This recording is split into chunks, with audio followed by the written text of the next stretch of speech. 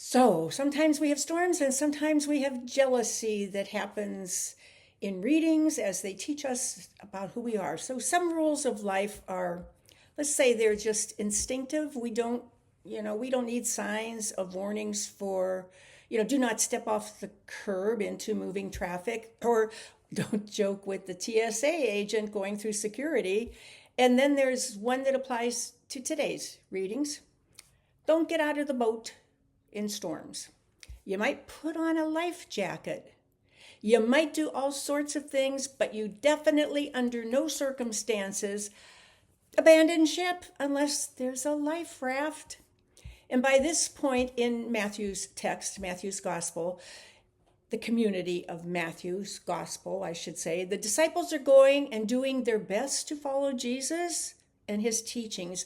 They've already been reprimanded by a grief-stricken Jesus who heard about his cousin's death at the hands, or rather the sword, of Herod.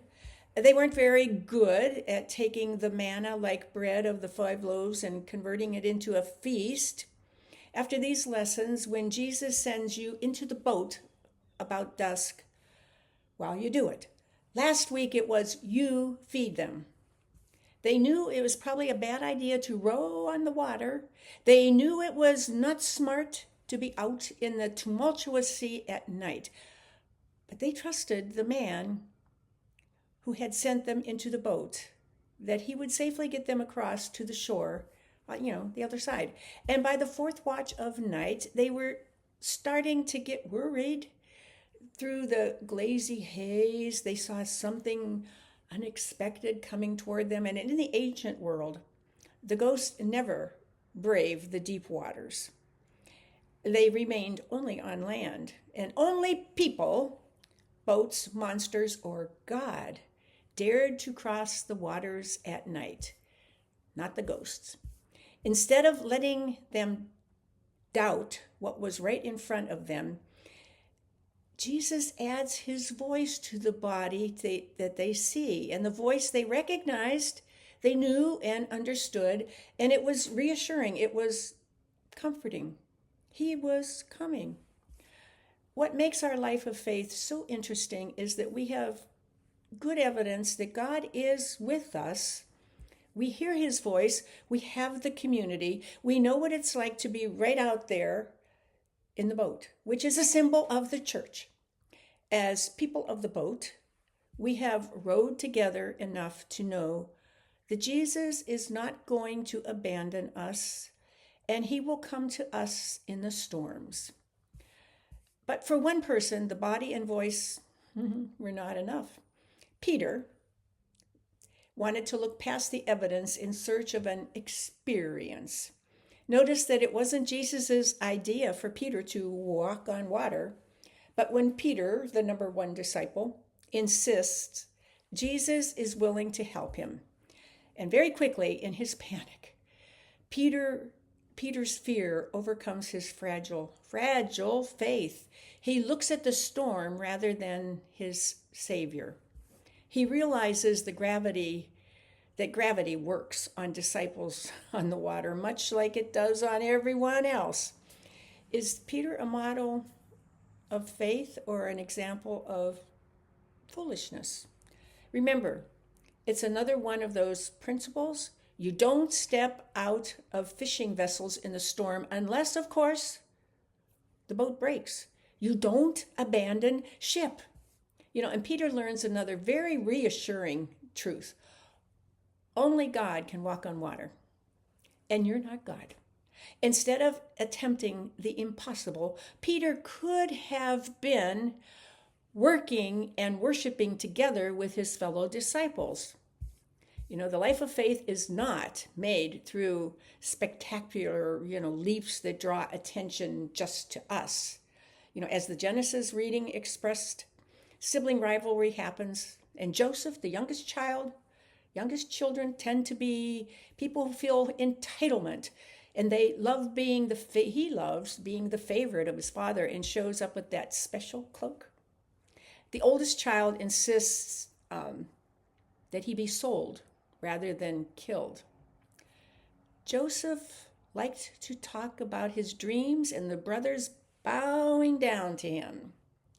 And then in 1 Kings reminds us only when Elijah stops running does he receive God's presence. For the disciples, there is nothing left to do but stand on shore, step into the boat, and remain. Once in the boat, we trust that evidence is behind us and with us. God is here, and he comes to us in storms, unlike ghosts and demons. Our responsibility is to be a community with the passengers. God does not ask any of us to be Superwoman, Superman, or being the genius. Besides, as one writer said, if Peter could walk on water, he would not need a savior. The good news is that we have a merciful God who grabs us by the hand. When we should have been working as a team, he takes us in our pride and lifts us up again.